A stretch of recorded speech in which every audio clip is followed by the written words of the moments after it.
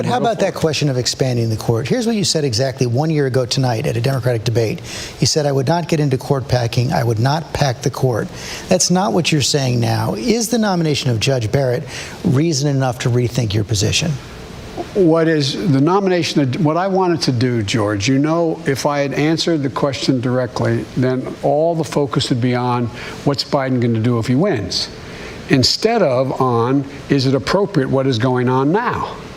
And it should stay, this is the thing that the president loves to do, always take our eye off the ball. What's at stake?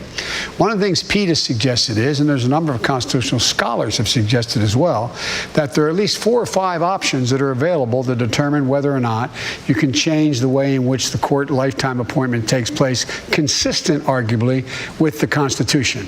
I have not been a fan of court packing because I think it just generates what will happen. Whoever wins, it just keeps moving in a way that is inconsistent with what is going to be manageable. So you're still not a fan? Well, I'm not a fan. I then say it depends on how this turns out. Not how he wins, but how it's handled. How it's handled.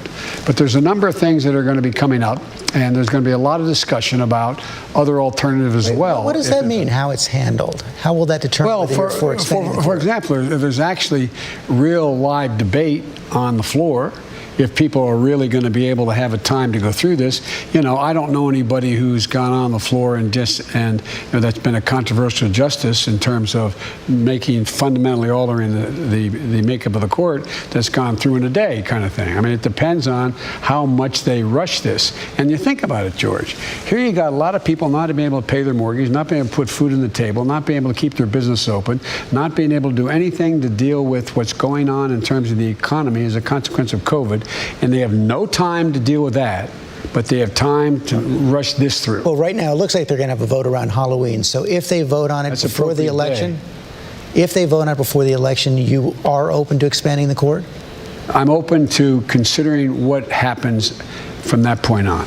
You know, you've said so many times during the campaign, all through the course of your career, it's important to level with the American people. It is, but George, if I say, no matter what answer I gave you, if I say it, that's the headline tomorrow. It won't be about what's going on now, the improper way they're proceeding. But don't voters have a right to know where you stand? They do have a right to know where I stand, and they'll have a right to know where I stand before they vote. So you'll come out with a clear position before Election Day? Yes, depending on how they handle this.